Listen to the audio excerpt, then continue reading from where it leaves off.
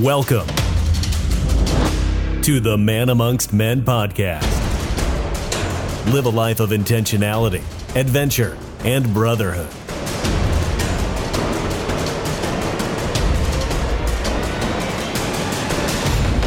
Take the inner journey and live out over your edge constantly. Here are your hosts, Dominick and Brian. This is the second installment of a two-part series in my life's journey through sex addiction. And where we left off in the last episode was I had just been discovered cheating on the one woman I'd ever loved in my life, my girlfriend. In this episode, we're going to be starting off on the aftermath of what happened immediately after I had gotten caught, her reaction, how I responded to it, what it was like for my public and private lives collapsing for the first time and having to deal with that, and at the same time cleaning up a relationship that I deeply cared about but was in a wake of destruction. I will also be sharing what it was like having that humiliating experience of walking into my very first Sex Addicts Anonymous meeting and having to say the words, "Hello, I'm Dominick, I'm a sex addict." Going through the process of a full disclosure, which was basically sharing all of my transgressions with my girlfriend, complete with a lie detector test. And then ultimately what it was like leaving that relationship, walking away from it on my own accord, and then entering back into the world as a single man with the label of a sex addict and having to negotiate new relationships and share that with women.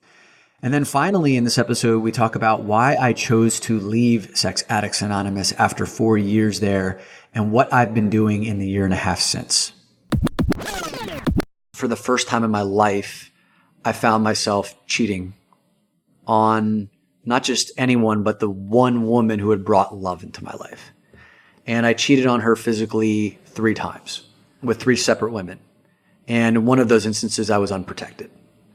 At that time, I could rationalize that all away because there's all these like social narratives that I could cling to. We're not meant to be monogamous human beings. Like, look at history, how we've grown up. And in Europe, men have multiple women and you're just a player. And by the way, you're going to resent her in the long term if you don't have sex with other women because, you know, that's not how we're built. Men are meant to be like whatever, you just go out and screw as many women as you can.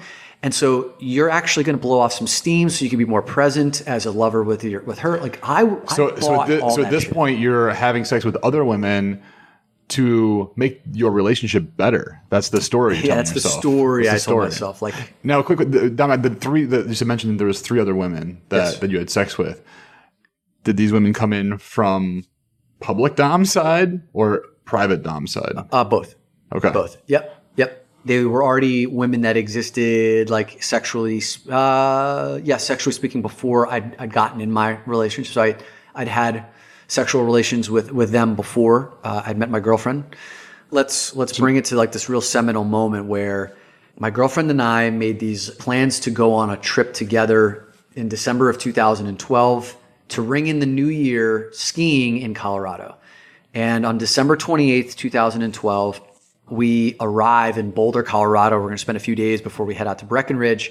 The day that we arrive, I go into the bathroom. I leave my phone out in the hotel room, and Brian's sitting here with his eyes closed because he knows what's coming here. And I come out of the bathroom, and she's standing there pale-faced, and she's holding my phone, and she's emotionless, throws the phone at me, and runs out of the room. And when I opened my phone to the place that she had gotten it open to, it was a string of text messages to one woman where it was as salacious and graphic and pictures exchanged and as like horrible as any partner could ever hope to find. And I was caught. Dead. Public and private dime are now one. That was the first time, like that was the first time ever that like everything collapsed. Like that house of cards fucking collapsed, man. And what she didn't see in that moment was there was probably like a dozen other women that were lined up right behind that one with the same kind of talk. And when she came back into the room... So she left the room. She threw the phone out. She left the room. Where are you at emotionally right now? Panic mode. It was like, okay, disaster recovery mode. Like, how do I save her? how do I save her? Like, what's the thing that I have to say? How do you save her? How do I save like the relationship? The relationship, okay. Yeah. What is the thing that I have to say that would keep her from like saying goodbye to me forever? You're in win mode. We gotta fix this and win it. Fix it. Like, just not even win it, just like survive it, you know? Yeah. Like, how do I stay alive? What's interesting was 2 years prior to that moment, I had gone online and I'd taken a Sex Addicts Anonymous quiz. It was a Patrick Carnes, one of the leaders, prominent leaders and therapists in the space. He's written a ton of books, done a lot of work to help people like find their way to recovery. I took his quiz to find out, am I a sex addict? This was the one area of my life, Brian, where I didn't have integrity and I couldn't hold a promise to myself. Working out or eating or work, like I could consciously like set a goal and I had discipline. Like that's one of the things that people constantly fed back to me. Like, Dominick, you have discipline. But there's one area of my life, like where I'd make a promise to myself, I'm going to stop sexting. And I would do it for a short period of time, but then I'd break the promise and then I would escalate. I'm going to stop watching porn, stop for a period of time and then break the promise, escalate. I'm not going to cheat on my girlfriend. And then I'd break that promise. It was the one area of my life where I just could not maintain like any level of commitment to myself or control. So I took that quiz, and what I found out was like there were some questions that I answered a yes to, that they were like, you are probably a category 1 sex addict. There's like category 1, 2, and 3. I forget exactly, but like the third category is the most elevated, like punchable, violent. I mean, at this point, if you're already great at rationalization, then a level 1 probably isn't really exactly. I'm like, I'm not really that. Like, I can change. I can stop watching porn 9 times a day. It's fine. Yeah, I could stop if I really wanted to. And I took the quiz and I never did anything with it. But I was like, this is my lifeline here. And so when she came back into the room, I was like, listen, I think I have a problem. I think I have a sex addiction problem. I'm gonna go get help. That moment that we hear about in the news, whether it's a golf club through a windshield of a car, a la Tiger Woods, or this is the moment and hold on, there might be a problem. Yeah, in a sense, it was kind of like the thing to blame. It was like, look at my addiction, don't look at me. And the addiction was something, it was like, okay, at least I'm a good person. My addiction's like, it's like a disease. And by the way, like addiction is, but I was using it as a shield to not be looked at directly. And I used it as kind of like this place to stay connected with her. And she said, okay. And that's when I entered Sex Addicts Anonymous. It was. I'd like to dive into that for 1 second. Yeah. I feel like you're in the hotel. You're in Colorado. Throws the phone at you. She comes back in. You say, "Hold on a second. I'm a sex addict." I don't think she just said okay. What is no? What I mean, you can tell us what happened, but I really want to know the feeling. I know you're in panic mode and trying to save. Yeah. Therefore, boom, I'm an addict. Yeah. What was her reaction, and maybe even in reflection, like what was she actually feeling at that point? She was brokenhearted. She was angry, brokenhearted, angry, in disbelief. Like every word that was coming out of my mouth was utter bullshit to her. But there was a big part of her that wanted to believe too, that there was something that could be salvaged here because there was love there on her side. And, there was a lot of things that she was dealing with too from an abandonment standpoint, like her own personal history that made her stick around longer than some other women would. There was a lot of emotion there. It's just important to recognize because I know we're talking about your story and your perspective here, but it seems like in every one of these stories, there's another person, there's another human that's part of this story that is dealing with the actions. The repercussions of it. Yeah. I imagine there's a lot of people who are on the other side of it that are listening to this and like, oh my God, this is what I was experiencing, or I experienced this. And I thank you for listening because I know that there's some moments here that are probably triggering for you. But like the action step there was to go into Sex Addicts Anonymous, and with an utter lack of humility, I went in to my first 12-step meeting program. I went in to get counseling at New York Pathways, which specializes in sex addiction. I worked with a therapist named Timothy Lee, and I walked in and I was just like, okay, give me the protocol. Tell me what I need to do to fix this thing. How long it's going to take? 90 days, like 3-4 months, like whatever. Because I can crush this stuff. Just tell me what to do and I'll do it and I'll be fixed and I'll be moving on. I have a question. When you told your girlfriend that I'm a sex addict, I think some people might say that and then not do anything about it. You actually went to the sex addicts thing. Did you feel at this point that you were a sex addict? Or that you belonged there? Not really. Like I went in Not because I really believed that I had like this full blown problem. I knew there was some stuff that like I needed help, but like my strategy for going into Sex Addicts Anonymous was to salvage my relationship. Okay. So you walk in, you're like, I don't really have a problem, guys. Just give me whatever book I got to read. Right. Let me read through the first chapter of it, have my problem, if you could sign right here and tell me I'm not a sex addict, I can go back to my girlfriend now and she's happy. Yes. That was the attitude going in. That's exactly what it was. Okay. And my therapist laughed at me. He's like, here's another asshole walking in thinking that it's like this, like, you check a few boxes and you're finished. He's like, no, dude, this is like a lifelong commitment. You've got something that you have to consciously navigate. That scares me. Somebody says that this is a lifelong thing. Like, no, I'm just going to read chapter 1. Yeah, right. And like one of the first things he said in our first meeting, this wasn't Timothy Lee yet. I had a different one, a different therapist first before I switched to Timothy because he and I had a better rapport. But the guy was like, "Oh yeah, you're not masturbating anymore."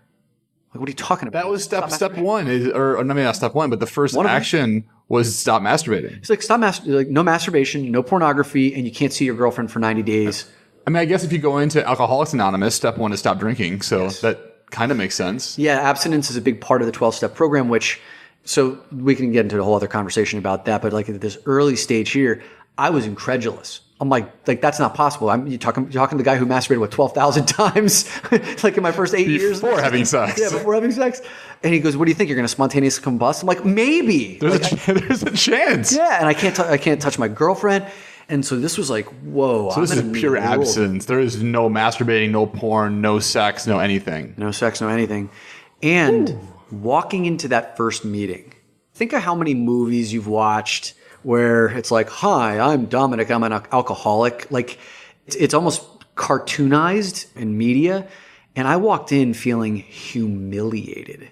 To have to say that like, I'm Dominick, I'm a sex addict. And not only did I not really believe it, but I was like, look at all these guys that I'm sitting around, like these guys they're the ones who are fucked up, not me. I went in with such like a pedestal, like looking down upon. And it wasn't until like months later where I realized like I belonged in there.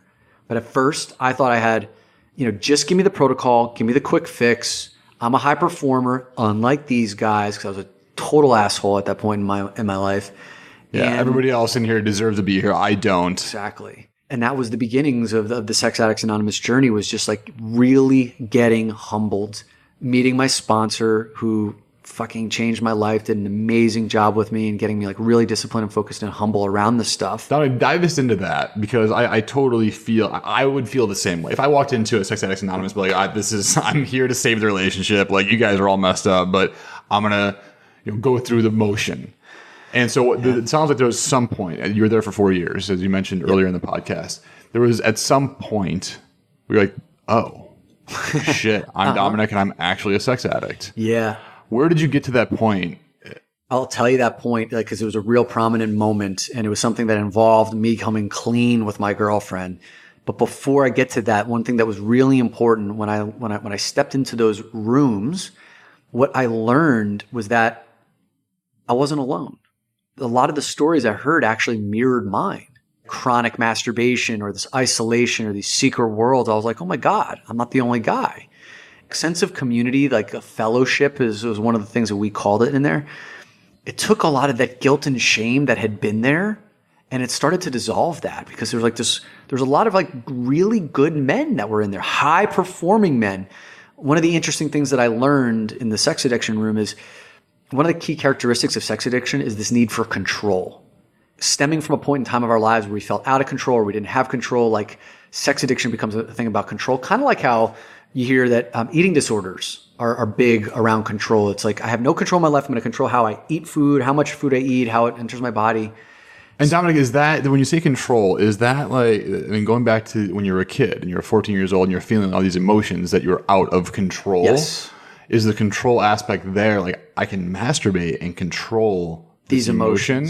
Yeah. That's what you mean by control. You don't, okay. Yes. And also like in growing up Catholic, growing up in church, like there's all of these like rules and things that I had to follow. And there's a lot of that shit. And it's like, but I can control this. I can control my body. I can control this feeling. One of the things I learned is that according to Patrick Carnes, Dr. Patrick Carnes, 80% of people who have an addiction have multiple addictions. So alcoholics also can be sex addicts, and Narcotics Anonymous can have debt, like be addicted to running up debt. The only addiction that I had, at least that I know about at this point, was sex addiction. But I ended up partnering with a sponsor who was amazing, who he was like, I was an alcoholic. I also have sex addiction. He goes, for me, stopping alcoholism, walk in the park. I just stopped drinking. I did some step work, was able to like eradicate that from my life, never had a relapse. This sex addiction thing, really fucking hard. Because like you can't just stop sex, like unless you want to become a monk or a priest, and we see how some of that stuff turns out too. He's like, this thing, if you want to have intimacy, if you want to have a wife or kids, which he did, and he had both, you have to figure out a way to work with that. And it's the same thing with like eating disorders. Food has to go into your body. You have to figure out like a healthy way of doing it. Abstinence is not the long-term fix. Not the long-term fix. It's just a blunt instrument early on that's very effective early on in terms of like stopping the downfall, stopping the free fall. I had to make a point of like the release of guilt and shame by finding a community of men who like, you know, who felt like I felt. And then this moment where I really realized that I needed to be there for me was when we came upon this part of the relationship or part of the work that I was doing with my girlfriend, which was called the disclosure. The disclosure is this process where I tell her candidly all of the transgressions that transpired during our time that we were together. Like all of them? All of them. In detail. With the supervision of 2 therapists. One was mine, one was for her. And all of the detail, like down to I had sex with this person on this date. It was oral and intercourse. The oral was unprotected. The intercourse was protected. This sounds awful. Can you paint the picture in the room? Is it just you two and 2 therapists? Is it 4 people? Is there? Yeah. Well, what does this look like? I'll paint the picture for miserable. you. But like leading up to that point, Brian, like all of the trust had been destroyed because what happened from the time that I got caught, like when she caught me, my whole strategy was around mitigate how much she knows about. Damage control. Damage control. Just give her as much information as possible without telling her everything. So, for example, at this point, she knew that you were at least sexting with one person. Yeah. What else did she know at this point? Nothing. She's like, did you sleep with anyone else besides me? No, I lied. And then it would come out. Like she would ask these little questions it was like pulling the yarn from like a sweater. And I would just unravel every time. And every time that she would learn more, distrust. You're in Sex Addicts Anonymous. Yes. She's asking you questions as you're going through this process. Yes. Up to this point, you haven't been fully honest. I haven't been fully honest because I was getting, first of all, I was in self-preservation mode, very selfish. Second of all, I'm getting conflicting advice from all sorts of people. Like, you don't need to tell her that. It's just going to break her heart. It's going to hurt more. No one gave me this like guidance around, here's the container that you need to go in to share all of that, like get everything done in a very supported place by people who know what the fuck that they're doing, like these 2 therapists. And when I finally learned about that process, it couldn't have come sooner because like she wouldn't believe anything that was coming out of my mouth after she had exposed me so many times. And I didn't blame her. I mean, not only did you get caught, but now you got caught in a lie and another lie and a half-truth. And she had no reason believing me or being with me. And like, this was the disclosure. Now, what the process of disclosure entails is writing out all those transgressions, like I just mentioned to you, with a lie detector test immediately following. This is an addict's worst nightmare. It's pretty much anyone's worst nightmare. Anyone's worst nightmare. This was surreal. Let me paint this picture for you. Ironically, the process of writing out this disclosure was so cathartic. Everything that I'd worked so hard to try and keep from her was now going on paper, and I knew that it was going to be revealed to her. So like this weight was coming off my shoulders. Later on, I ended up having sponsees, 2 of whom were gay men. And like, you know, I learned their stories about how they came out of the closet and shared their stories. There's a certain amount of relief that's felt once like this secret that's been hidden for so long is coming out. I felt that. I'm cringing, but also feel lighter at the exact same time as you're talking about this, because it sounds like in your story, this is the first time where there's a full merger between private dom and public dom. There was pieces, right, that were intermingled, and you got caught a little bit in some stories, but it sounds like this is the first time where there's a full merger. Here is who I am fully. Bingo. The lesson that I learned was, remember how I said that sex addiction was this thing about control? This was the first time in my life where I was powerless where I really truly felt my powerlessness around I cannot any longer control her. I couldn't control her through the information that I was sharing with her. I couldn't control her with my apologies. I couldn't control her with the positioning of what I was going to share. This disclosure was written and it was reviewed by 2 therapists where there was no room for apology or for making me look like a good guy. It was just like the facts. And then she had 100% authority over how she was going to react to it or not. And in that moment, for the first time in my life, I realized like how much control is just an illusion. I have influence. I don't have control. The only things I have control over are certain things that I like, my own behaviors, but I do not have control over another human being. And I learned that sitting down in the counselor's room, where the therapist's room, it was like on an evening where I'm sitting on this like flimsy fold out chair in the middle of the room, feeling completely naked. She's sitting across from me on this couch. It just felt like, she was supported there, like, and she was angry and ready to go to battle. My therapist is on the left.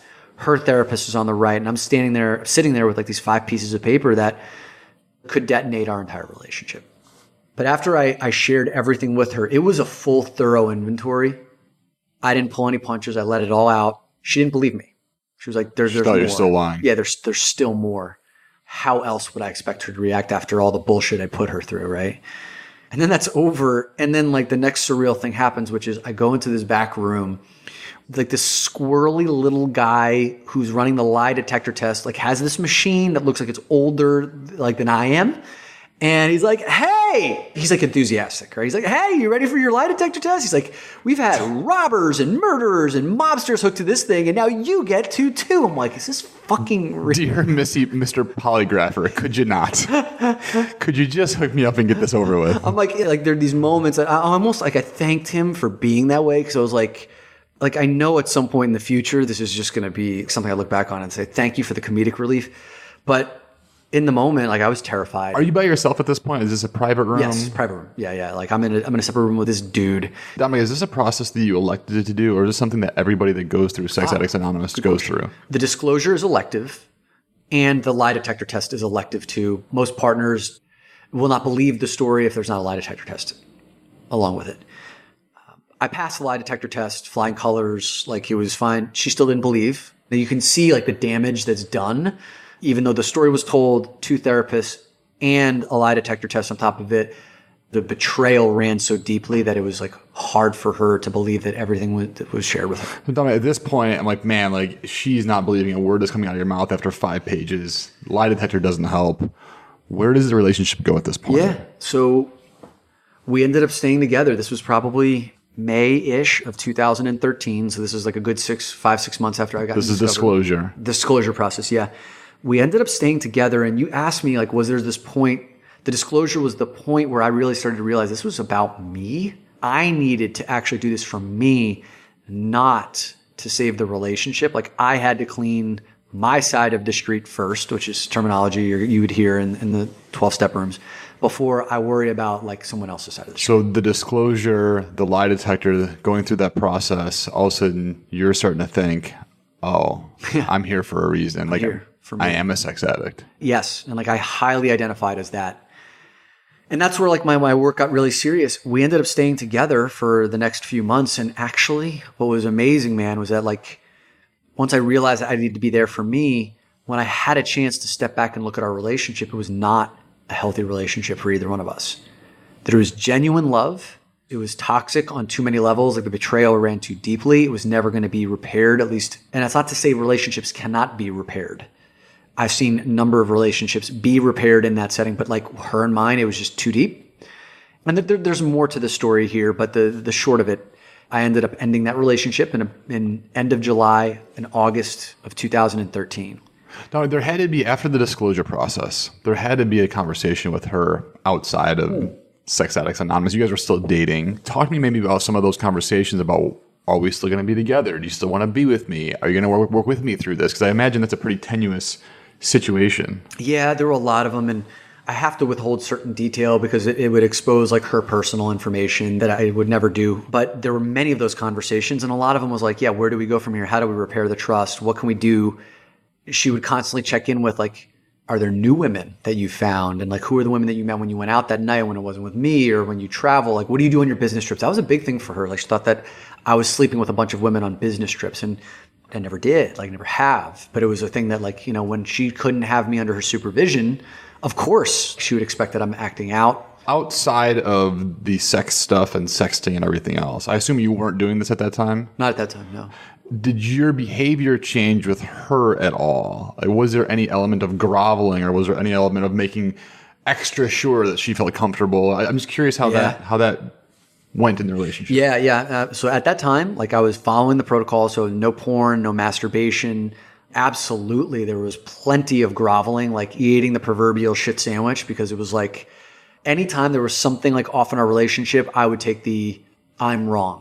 In many cases, before I could take the I'm wrong road, she would take the you're wrong road. Like, smart woman. Yeah. There was a gift in that, dude, because like she, with her intensity and ferocity, like she made sure that I had to take that thing seriously. And God bless her, because if there was another woman who had let me off easily, I would never have taken it seriously or recovered the way that I did. In that regard, I know the relationship didn't work out, but she was an angel that really helped you get through this. Because, I mean, even if she decided at day one, oh, you're a sex addict, like, screw you, I'm out.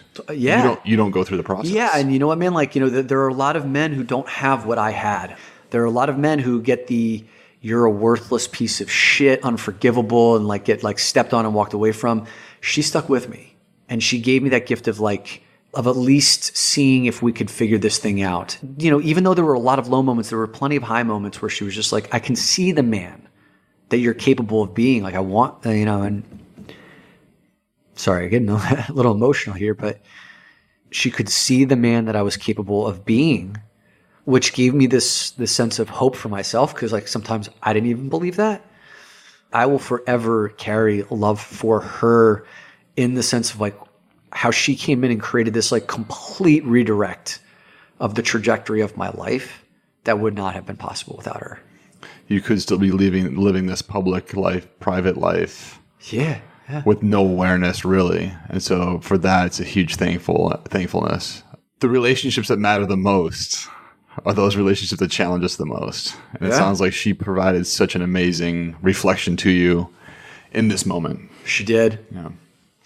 Leaving that relationship was one of the most terrifying things that I had ever done, because it went to this place of, again, lack of control. Meaning, if I was going to go out into this world without a girlfriend now, with this scarlet letter of sex addiction branded across me, who the fuck is going to want me? Who's going to want a sex addict? It was this thing, right? Because I had acceptance inside the rooms. It became another private life, public life kind of thing. And I was really concerned about that, but I also knew that I never wanted to betray someone again, so I was not going to keep it a secret.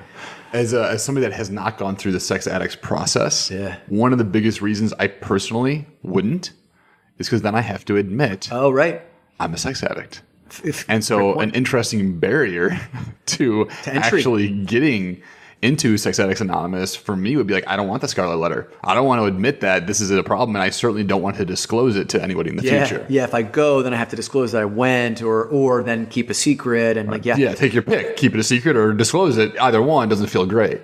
Yeah, it's a fair point, man. And I struggled with that early on, but first woman I chose to confide that I was in Sex Addicts Anonymous at the point in time.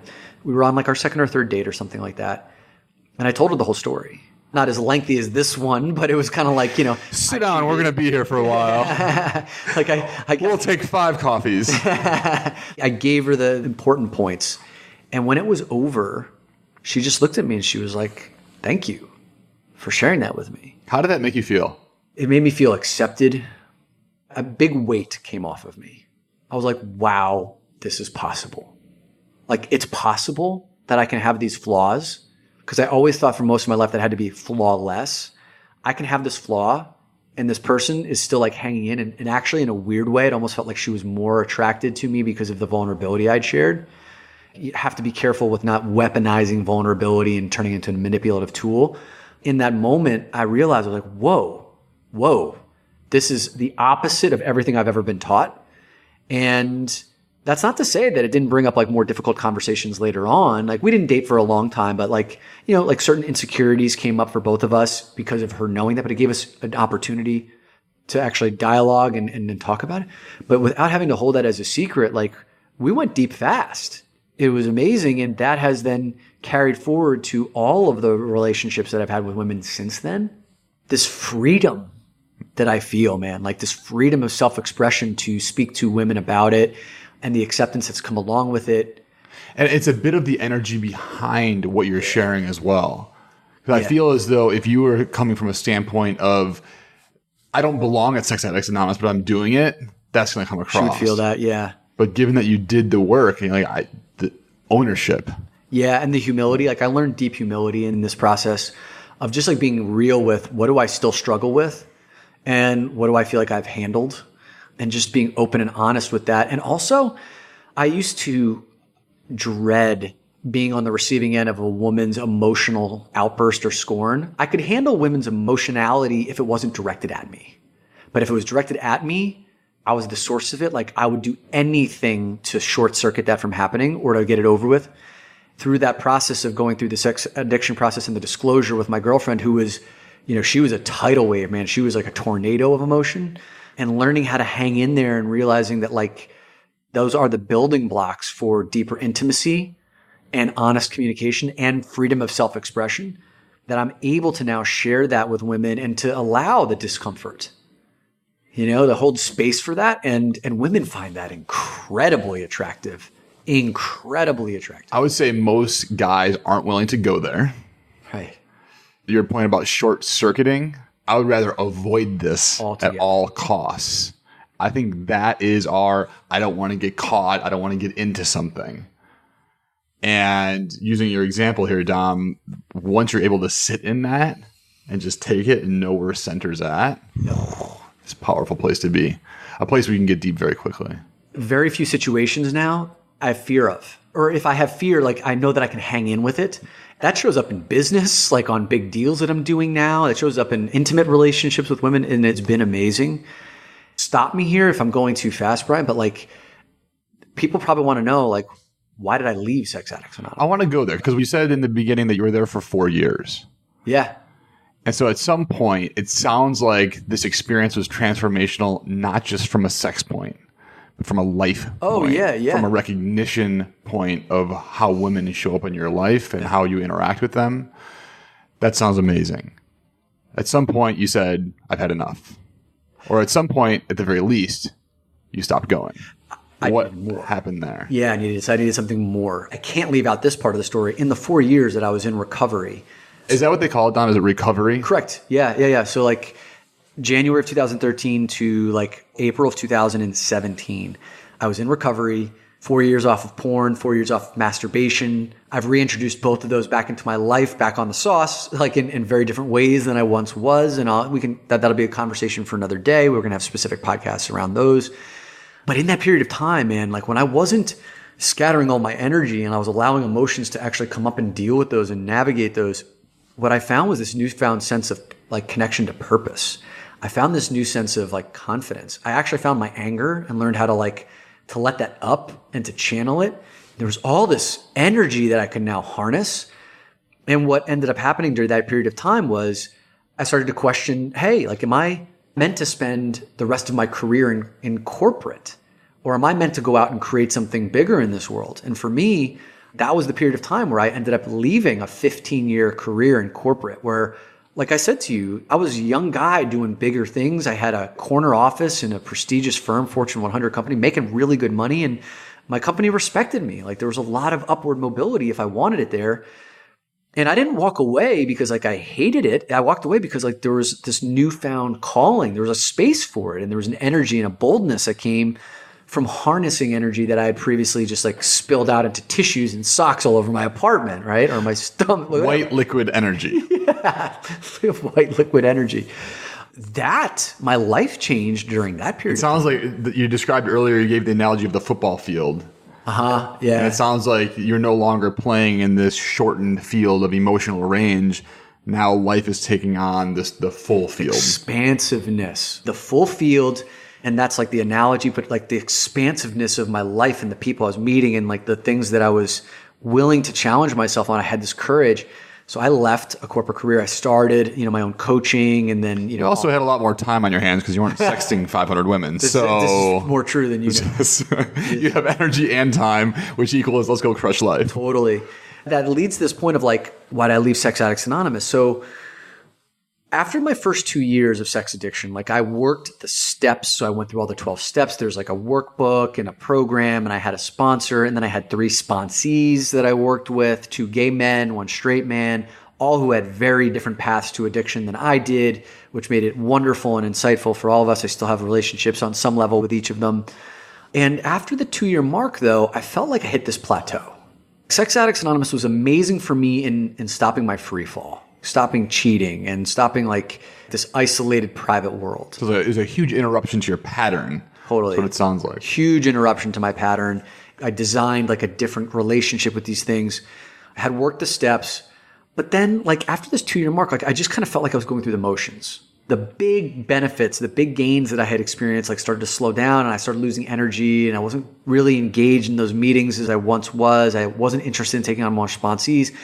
And what I found for me, and for me, this is not everyone's experience, but like when I started to look around the rooms, I had a harder and harder time looking up to someone who was living a life that I really wanted to emulate. Like someone who had developed this relationship with their own sexual energy that was like clean and powerful and loving. In Sex Addicts Anonymous, the lens that we looked at our behaviors was typically through a problem frame. One of the things we do is we look through character defects. Pride and rationalization and lack of humility. It's always through a problem frame, which needs to be done that way at the early stages of a recovery process, because we haven't had that humility. We haven't looked at it at all the damage that we've done. Once the worst of the behaviors is stopped, it's like, what am I to do now with all of this potent sexual energy that is surging inside of me that I'm not spewing out into tissues anymore, because I'm not masturbating or watching porn or having like really thoughtless casual sex. Like now this energy is inside of me. How do I create a healthy and loving relationship with it? The answers were not there. So it sounds like Sex Addicts Anonymous took you from, let's just call it -5. You were in some sort of situation, you were down spiraling, -5. And it sounds like it took you through, at least got you to 0 or got you to 1, got you to 2, but then you plateaued at 2 and said, I'm not downward spiraling anymore. I want to look up. Yes. I want to have a better connection, a more clear sexual energy, and know that this is no longer a problem. Let's reframe this. Yes, exactly. It's exactly right, because I got to that place of a 2, which was amazing. And the deep amount of work that I got in there had allowed me to understand my sexual energy and my sexual history and my impact and my behavior and the ripple effect that it all created. Like, I almost wanted other men. Like I wished addiction upon other men so they could go through that same experience and like learn about themselves and get clean and healthier, even if they never had the same level of problems that I did. But if I looked at a woman crossing the street or at my gym and just like would take my breath away because of her beauty, in Sex Addicts Anonymous, that's objectification. You just looked at her, you deconstructed her physically, that's objectification. Now you need to kind of like do, not penance for it, but like you did something wrong in that case. Your feeling was wrong. It was a wrongness, right? Versus like I want the feeling of, and I got a chance to see these other communities of people because I started meeting different people who are in sex positive communities, like where they talk about this stuff in a loving way, where it was like, well, yeah, breathe in that woman's energy. Appreciate her beauty without needing to extract something from her or take something from her or to deconstruct her entire being in essence down to just her breasts or just her ass and like fully appreciate her. I'm like, I want that, but I don't know how to do that. I started seeking in other different places for, are there coaches that can teach me this? Are there programs? Is Tantra the answer? And I asked a lot of questions. I didn't really do much. At this point, it was just a feeling. I don't want to feel shame any longer for looking at a beautiful woman and thinking she's beautiful. Correct. But what do I do with that? What do I do with that? Like, is looking at her boobs bad? Is thinking of sexual thoughts about her evil? As an addict, there's probably even more of, I don't want to fall back into my -5 space. So how do I stop just playing in this plateau lane and really move into this other space? Exactly. And the problems that I was experiencing at that point in time were like, if I'm always going to have this negativity around my sexual energy, it's almost like a different shade of what made me an addict to begin with. Like this guilt and shame of my sexual energy coming up or wanting to masturbate. If I feel guilt or shame around wanting to masturbate, if I feel guilt and shame around wanting to watch porn, if I feel guilt or shame around appreciating a beautiful woman, it just becomes like a different shade of the things that made me, that caused my problems to begin with. So I knew there had to be this up level. I just didn't know where to go for it. I fortunately had my solution come to me. There were 2 coaches that entered my life who you can't find them, you can't search them. They kind of find you. And I know this sounds a little bit mysterious, but it kind of was. I found these 2 amazing coaches. They consider themselves to be high performance, but also energy workers, energy healers. And they introduced me to a whole world of woo-woo that I never really thought possible. But over that year, which was basically like May of 2017 till May of 2018, they helped to take me to that leaps and bounds next level, to that 5 stage that you're talking about, where instead of like engaging with women as an escape and using them to help me medicate or like validate myself, to actually creating these like connected relationships with women, these creative relationships with women. So we would co-create versus like me use and extract or disappear into. People who are not addicts who can totally relate to this is that like, how many times do people disappear into relationships just to get like validated, cling to someone or attach to someone because they need that person's validation or just an escape? That was what I used to do exclusively. But now women can feel that like when I engage with them or interact with them, that there's not like a neediness to me on any level, not on like a conscious level or even unconscious level. I mean, how do you bounce that up against, so there's not a neediness, but how do you bounce that up against want? How do you bounce that up against, this is a woman I want to have sex with? Totally. And to be able to actually like express that desire, which is still something that like I'm fully working on unleashing and harnessing, is to be fully honest about my sexual interest in a woman and to not have it come from a needy perspective, but like to express my desire, also knowing that I cannot control her reaction. It's back to the control. I can't control you, but here's what I want. I can control my expression of desire in an authentic and powerful way, and in a way that would make her feel seen. But I can't control whether or not she feels seen with that.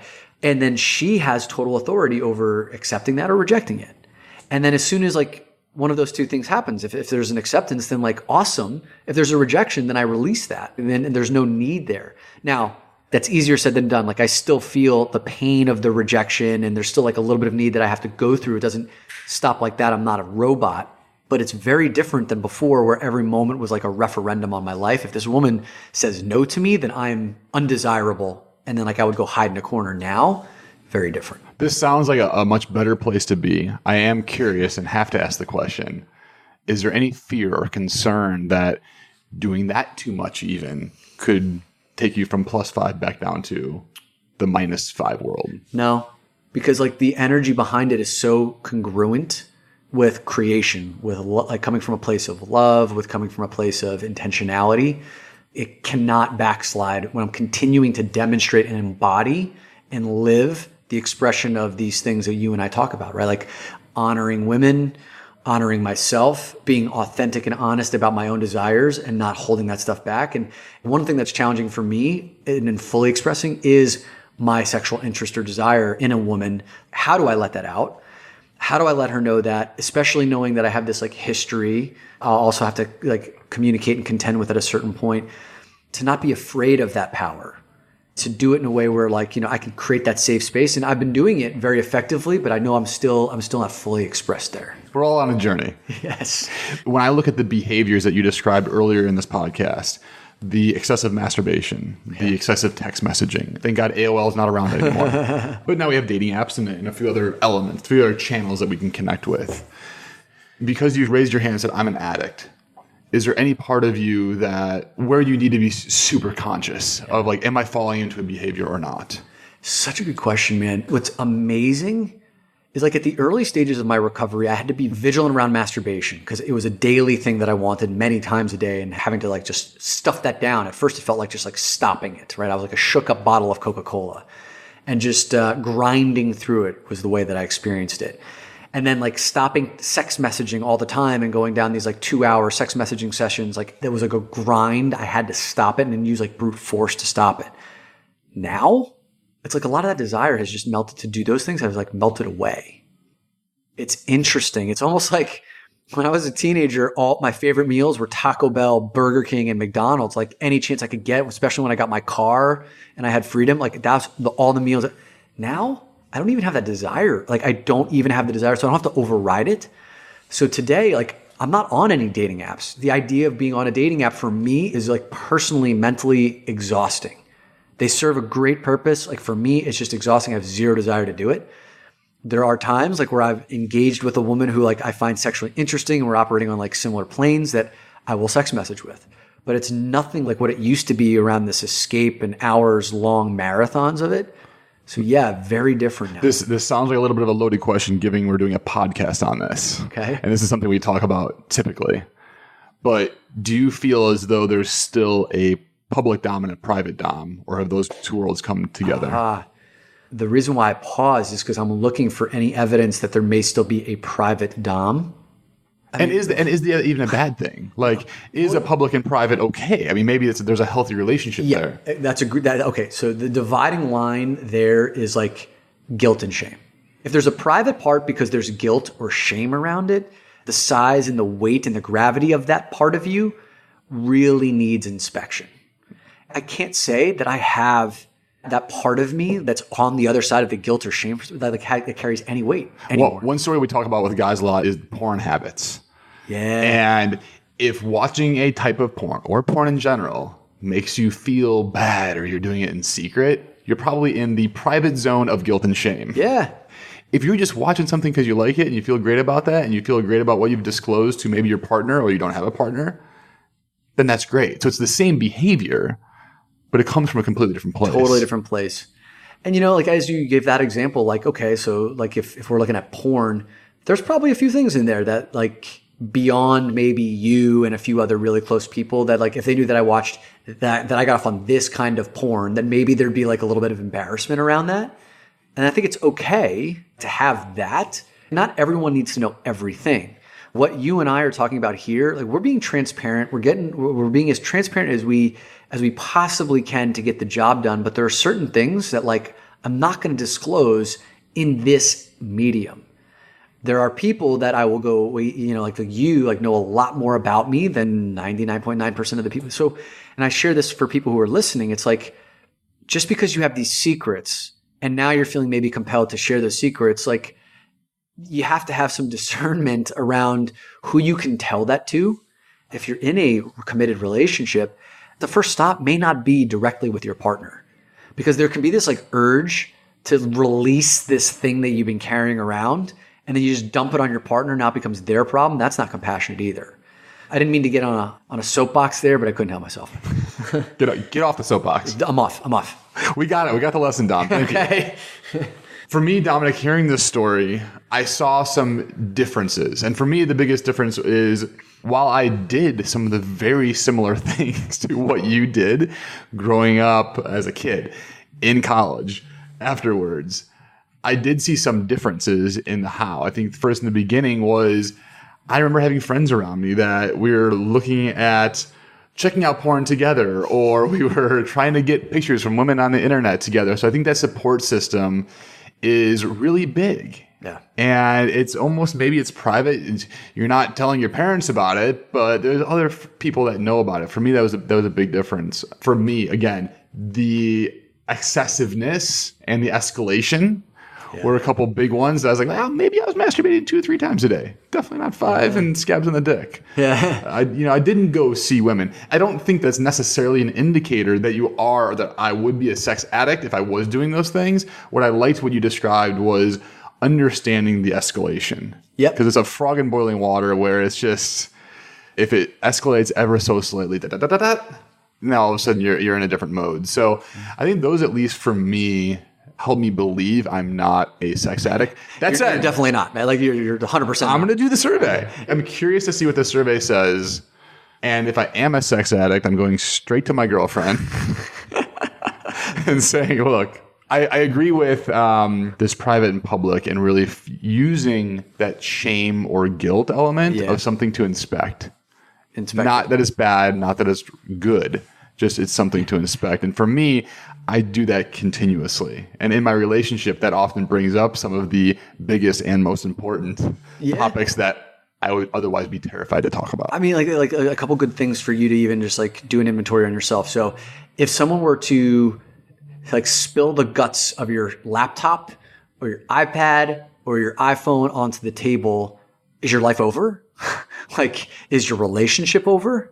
If that's the case, then like there's some shit that you need to look at there. Now, that alone does not make you an addict at all. Like, you have people who are cheating relentlessly who are not addicted. That's like their behavior.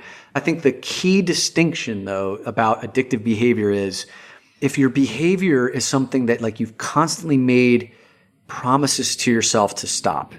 If you constantly find yourself breaking those promises to yourself, like setting a line and then stepping over that line time and time again, then the behavior starts to have consequences. You start to hurt someone else, or you hurt yourself, or you put yourself in an increased risk of danger, or you put your family in danger, you put your job in danger. Like, these are natural telltale signs that like you have a problem that you do not have control over. And if that's the case, if you're feeling that way, the best way to get help is to go online, Google SAA.org, sexaddictsanonymous.org. Look for a listing of meetings in your neighborhood or your territory. And if you're not anywhere close to one of those meetings, I know that they also have a registry for different calls that you can call into virtually. Dominic, I know a lot of the guys you said that were at Sex Addicts Anonymous had gotten caught. Yeah. And they got into a situation where maybe they're saying, I just need to save this relationship. Yeah. What's your suggestion to guys that maybe haven't got caught yet, that haven't had that huge seminal moment, or maybe even the female support to help them get through something like this? Is there anything for them that they think they might still have a problem? Man, that's a great question. It's kind of like someone gave me the analogy of there's 3 different types of ways that we get these signals to change. It's the feather, the slap in the face, and then the Mack truck. Like, the feather kind of falls in front of you. It's kind of like a, hey, wake up. And then most of us, 99.9% of us, ignore the feather. The slap in the face is something like, I don't know, maybe you've been breaking promises to yourself. You are personally experiencing consequences, but like we just kind of get angry at that. The slap in the face we get angry at, we don't do anything to change. The Mack truck is getting caught. The Mack truck is getting a disease. The Mack truck is passing the disease on to someone else. Or even worse. Or going to jail. Yeah, or going to jail. And it's like, why wait? So the guys who are like, I would say step number 1, stop listening to other men who say this is like just how men behave. It's bullshit. It's bullshit. And listen, that's not to say that like maybe we aren't or are wired for monogamy or not. That's not the point here. The point is about honesty. Do you feel guilty? Do you feel shamed? Are you hiding things? Honesty with self and honesty with partners or relationships. The fact that you're dishonest with someone else is just a manifestation of you being dishonest with yourself. And so bottom line is like, if you're holding secrets, if you have guilt and shame, those are trigger points to say like, pay attention to that stuff now so you don't have to unwind the betrayal, unwind the years of hurt and pain and anguish with yourself and with someone else. Just nip that in the bud now. I'd rather take the feather than the Mack truck. Yeah, most of us would, but like when the feather shows up, we step over it like it's not even a sign. I think for me, when the feather hits me, and this has happened in several parts of my life, I dismiss it. I know it's there almost unconsciously, but it's something I don't really tune into or pay attention to. Yeah. Until I get that slap in the face. Or for me and STDs and sexual health, it came like a Mack truck. Yeah, that's right, man. Yeah. Yeah, well, with you, like, right, we're getting like the diagnosis of testicular cancer and chlamydia on the same day. Like Mack truck. Mack truck. Right. That's a real Mack truck. But why wait for that? You don't have to. Right. And for those guys out there that we talked about this scale of, maybe -5, and Dominic was maybe a -3, let's say, and went to Sex Addicts Anonymous to get to 0, to get to 1, to get to 2. I find myself, without doing the assessment yet, probably in the, let's call it +2, +3 category. And something I've done. You're kind of generous with yourself there, aren't you? And being humble is not my number one trait. Yeah, see what your girlfriend has to say about that. One thing that did help me from zero to let's say 2 or 3 to the story you mentioned, Dominic, that resonated with me is looking at the woman across the street, and is it a feeling of like, ooh, I want to take something, or is it, can I just appreciate something? Right. And one book that I actually couldn't stand when I first started reading, I hated this book. I almost didn't get through the first chapter. I persevered through because a woman had recommended to me, I wanted to impress her, The Way of the Superior Man by David Data. And I think that helped me on my journey going from, like, let's say a 0. I didn't have a sex addiction problem. I was doing normal guy stuff. Yeah. But then got me to that +2, +3. I'm working on +4. I'm working on that.